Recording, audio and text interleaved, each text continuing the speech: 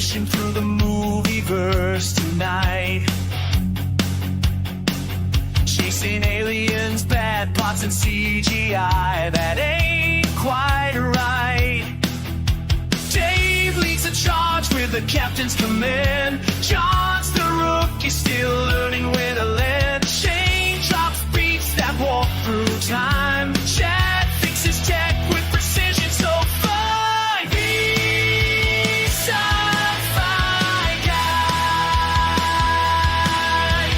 The Sci-Fi Guys. Yes, and we are these Sci-Fi Guys. And who am I? I am Dave, your host, and with me is Chad. Hello, guys. And girls, and Shane. They saved the best for last, so there you go. Yeah, it'll just be the three of us tonight because John is just feeling a little under the weather. So, hope you feel better, John. Hope you feel better, buddy. Hope you feel better, buddy.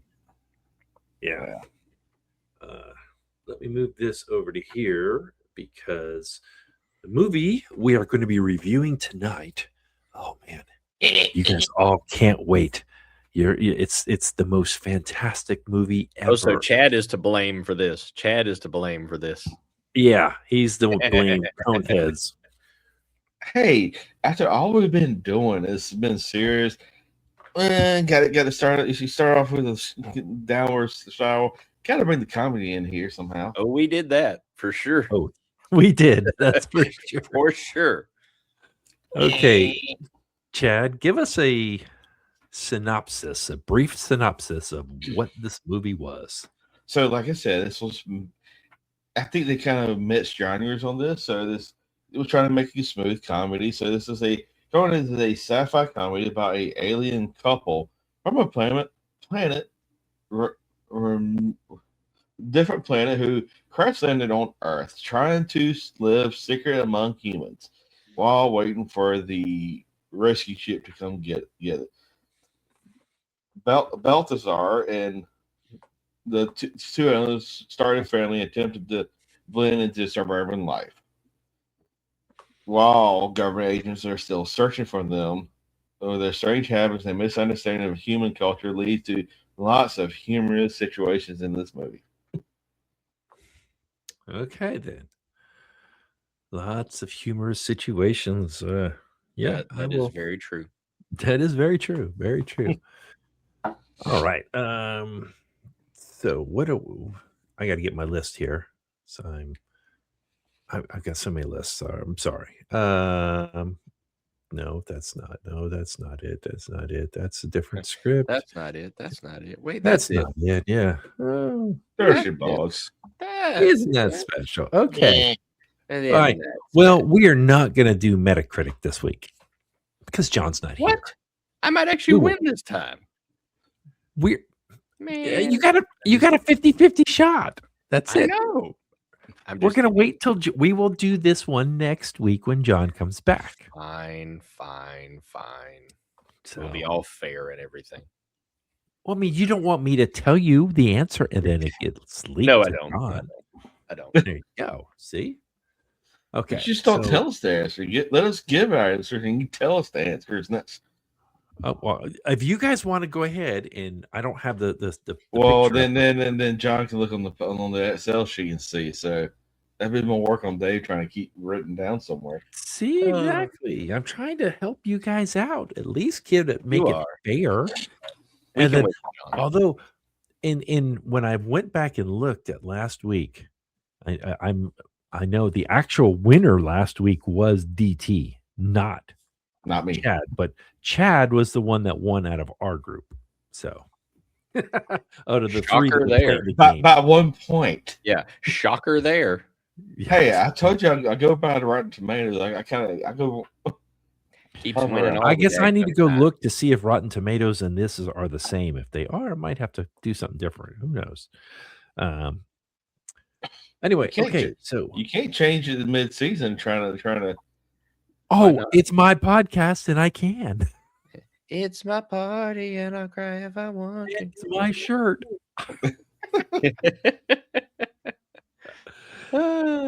So okay, what did you guys think of? All right, so when did this movie come out?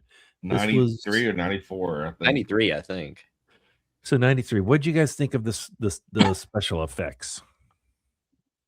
I thought they were fair. I mean, I thought, I mean, there wasn't a lot of them other than the spaceships. Yeah. And the Subway sandwich. And Well, of her yeah. eating this whole thing, Yeah. Yeah. I did think that they did a very good job on the prosthetics for the Coneheads themselves. I agree. I mean, especially the teenage girl. I really thought it would look off on her, but it didn't. It actually, flowed very well. It did. I mean, for someone like all of us, we all have these big foreheads. We would be able to pull it off, I think. What are you talking about? What are you talking about?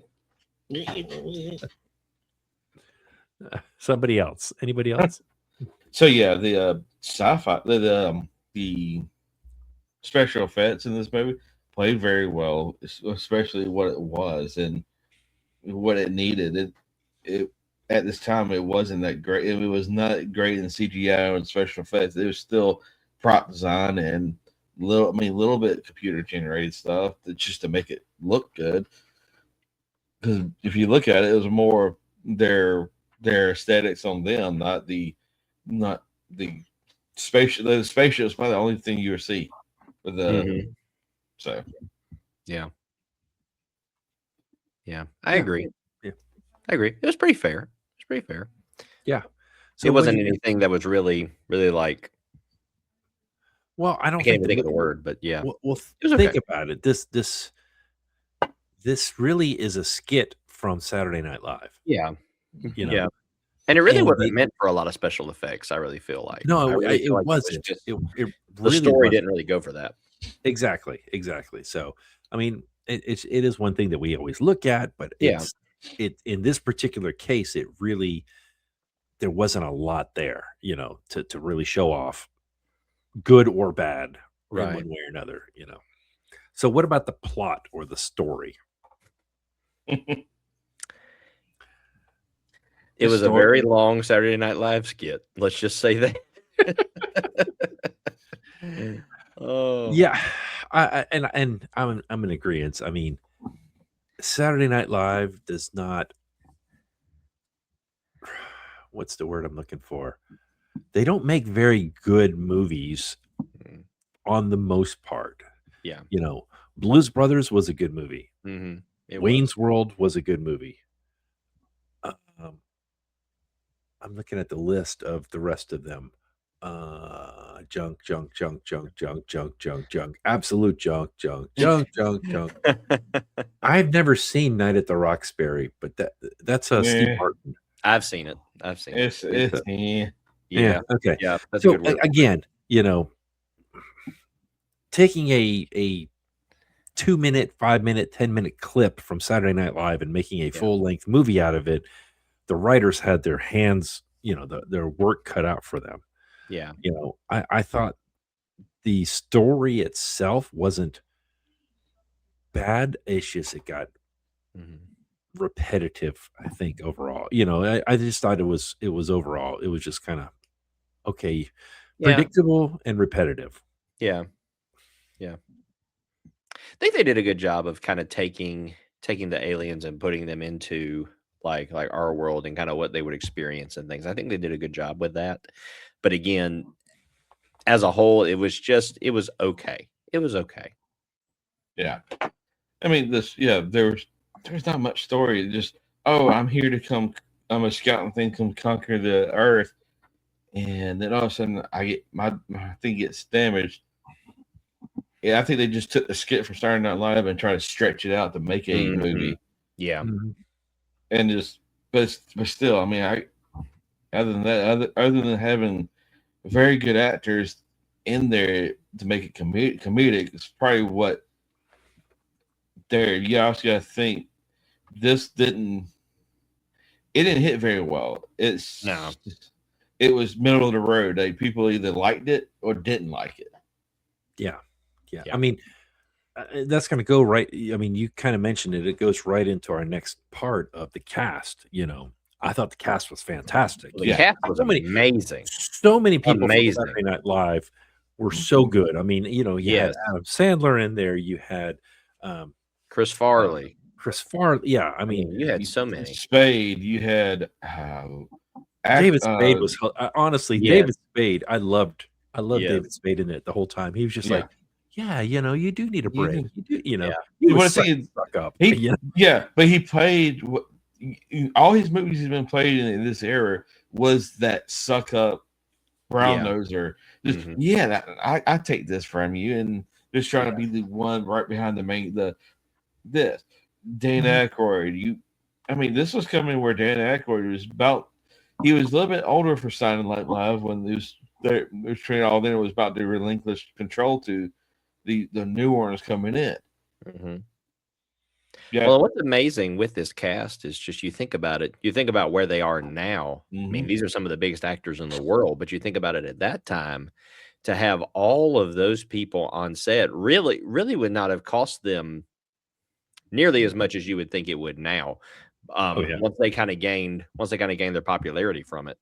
But I mean, looking back at it, I mean, that was unbelievable to get all of those just all-star cast in there. And they just weren't known for that yet, but they would be. Right. What's next? Music. Shane, did you notice any? I didn't even notice the music. So I guess that's a good thing. Yeah. None of it to me really kind of stuck out. I mean, it was okay. You could definitely tell that it was very much based on comedy. He used a lot of tempo changes. He used a lot of different things to really just make it comical. A lot of the lines and the melodies. One thing that is interesting, so the composer's name is David Newman, and he is actually from a family of composers. His father, Alfred Newman, his brother, his cousin, everything. Alfred Newman. Alfred E. Newman. Yes. Okay, I'm sure you guys. Maybe I'm just that much older than you guys. Mad Magazine. That was Alfred E. Newman. Was the main character on all the Mad magazines. You guys don't know what Mad Magazine is, do you? Yeah, I do. Okay. Yeah. Where was it born where was it born today, Dave? Yeah. But we have some younger generation that watches our show, so Yeah, I'm just saying, you're asking somebody that's. I mean, I've seen a couple, but I knew what it was, knew what they are, because at the time you had Mad TV and you had Saturday Night Live, and they was both competing with each other. Yeah. Yeah. See, when I was growing up, it was SCTV and Saturday Night Live. SCTV was from Canada, and that's where you got Rick Moranis. That's where you got John Candy. That's where you got all of those guys. When you look at Monty Python, a lot of their characters were working also in there. Most of them, they were started British, but I'm sorry. I'm getting off track.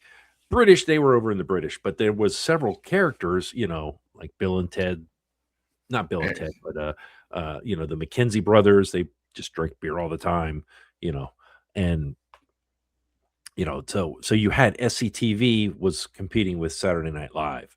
One was Canadian, one was American, so yeah. But still, both of them produced so many good actors, Yeah. And we don't really have. I mean, I know Saturday Night Live is still around today, but it's not the same at all. I kind of you fell off once this group left, and you got the next group that came in. It was still there. You watched, but after Will Ferrell and all that group was kind of phasing out. That was kind of the peak, and it kind of peak of it. So y'all say peak. I'm sorry, but I like the original with John Belushi and and from there it only went up. Yeah. But then after Will Ferrell, it just went down.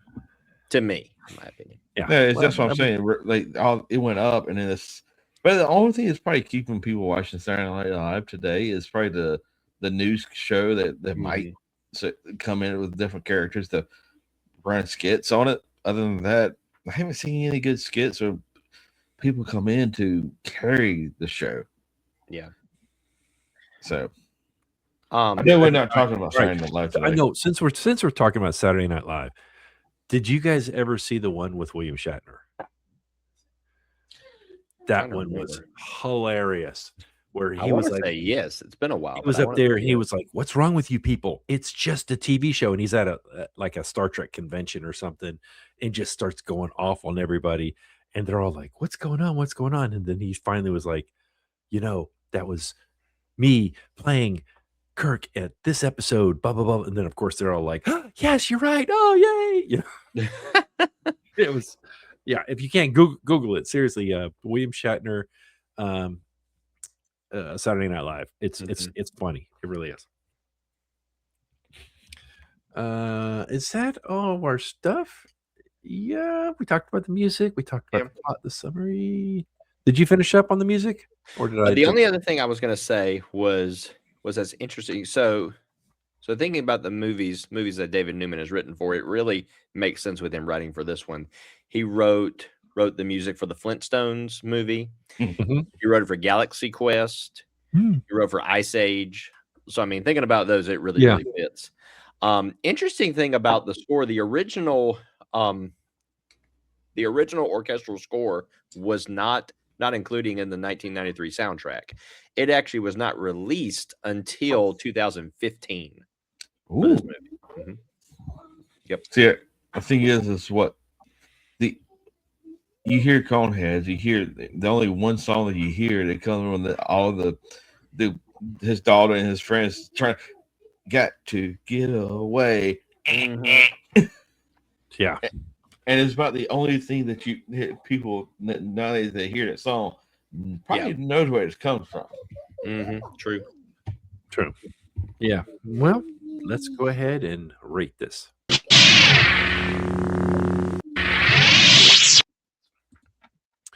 Okay, we're going to rate this movie on a scale of 0 to 5 lightsabers. Chad picked this movie out, so he gets to start. Good, because I'm going to start it off, and I'm going to be middle of the road. I've seen this movie when I was growing up, and I still will. Hi. Hello. So I picked. So when I watched it, I enjoyed it because it was something neat and with the cast in there. With the cast and then what it was, I'm going to give it a 2.5. All right, 2.5. I already got it in there for you, buddy. Shane, I see it. So I'll be 100% honest. I was not a fan of the movie. It was a little too goofy for me. And like I said, when you think about it, just felt like a really, really, really, really, really, really long Saturday Night Live skit. And I think when you have it, like we talked about, when you have it kind of in that shorter time frame, it works a little better. It kind of got old to me. I think the cast was amazing. The rest of it was just kind of meh, to be honest. I cannot rate it as low as Super Mario Bros, but I'm going to go just a little bit higher and rate it a 1. Shane. Hello. Wow. You rated it so low. Hi. Hi. But you're not going to be the lowest. Oh, wow. Okay. I thought Super Mario Brothers was better than this. Super Mario Bros. Wow. Okay. I thought, I know. I'm definitely never going to go back to those sci-fi guys then when they hear this. I would rather watch Iron Sky. Oh my gosh. Wow. Yeah. I gave this a 0. I can't say that. I gave this an absolute 0. I love Dan Aykroyd. I do. Actually, people said I used to look like him when I was growing up, and just because we had the same glasses and all. I mean, I had the same color hair. Of course, now it's all gray, but at the time, and yeah, it was a should have been a 5 to 5 minute Saturday Night Live skit that they drug on for 2 hours. Mm-hmm. Yeah, I'm sorry. I got to give it a 0. I just so. I just get mine was. I mean, to justify mine, it was more of a Diecast than what it was. It wasn't. Yeah.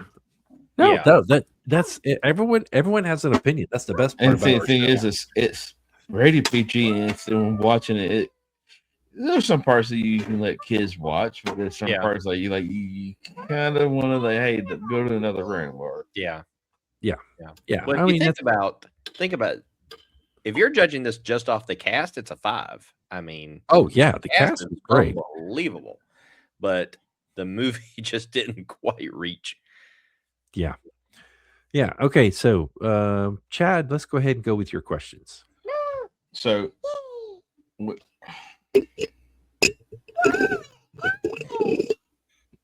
So, how does humor help this movie talk about serious topics? Topics like acceptance and prejudice. Ooh, that's a deep I thought it did. I thought it did a pretty good job on that. You know, Yeah. Where when people would look at, I'm just going to use a teenage girl for example. They would look at her weird and be like, okay, oh, you look different, you're all this, but yet at the same time, then when it came to the diving, she just dominated. They're like, no splash. It's like bloop, nothing. Because also the cone shape and all that. But I think they were trying to make it light on, hey, there is prejudice out there, but we can get by it. We don't all have to do the same thing. We don't all have to look the same way. Because that's one of the things. They even said the one like oh gosh, Sinbad. When Sinbad was when he was working, he was like, I wish I had 5 of him because he is the best worker ever. He's the quickest. He does everything right.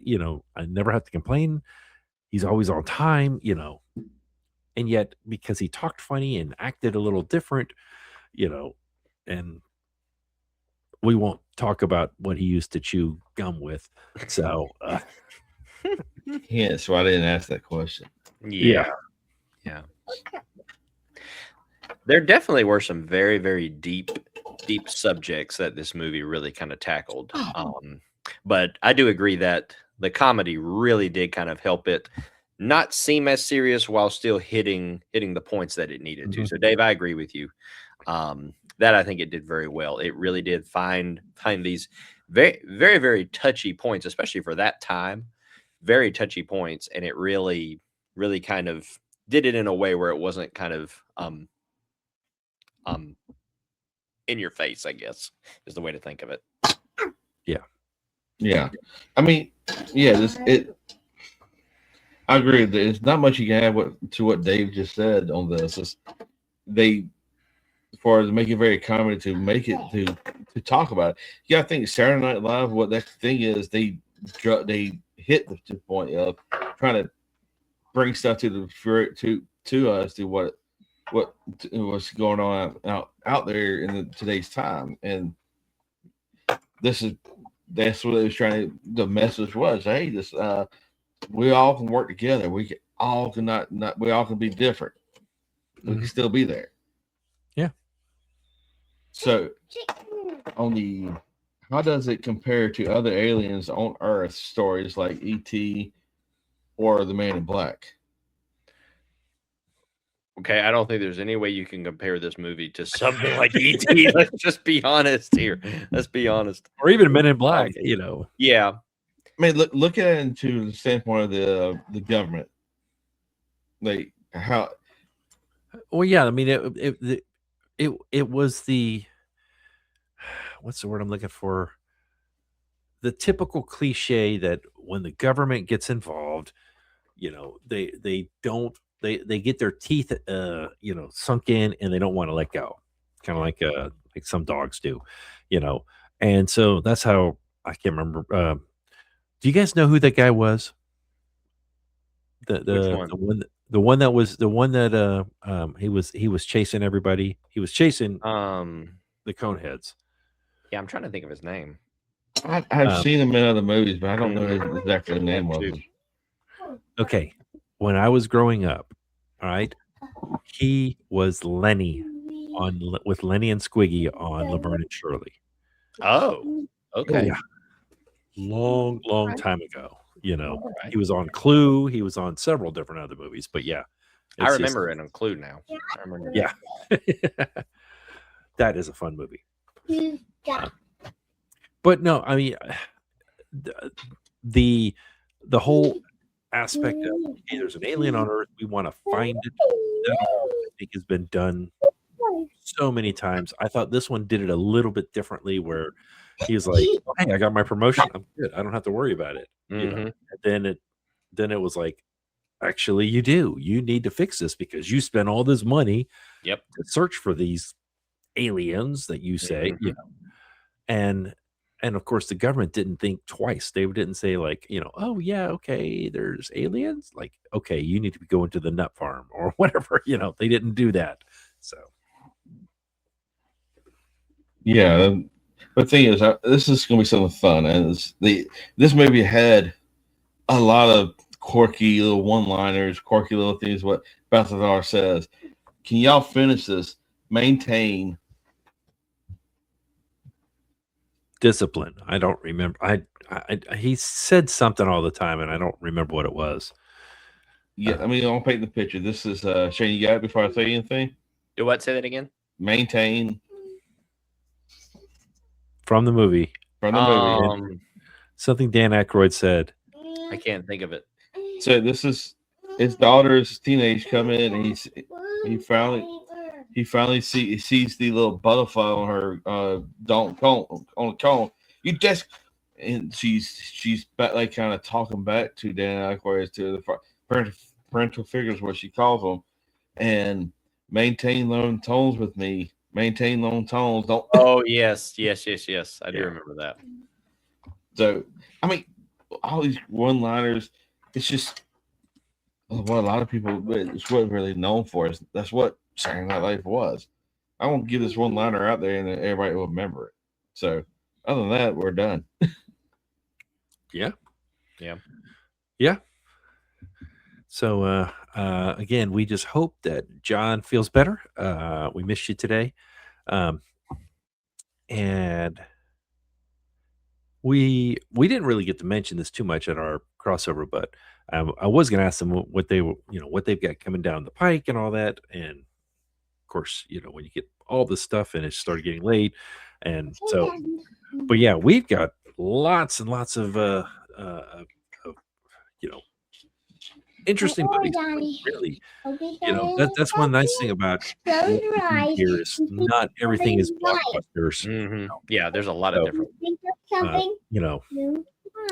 Anyway, so we're going to go ahead and sign off, everyone, and we appreciate you guys listening. Until next time. Crash and burn. The Sci-Fi Guys is an independent broadcast and is not affiliated with this movie or TV series. We would love to hear from you. Please contact us by leaving a comment below or by emailing us thescifiguys@gmail.com. Like, subscribe, or share this podcast with someone else who enjoys science fiction. Subscribe or be vaporized.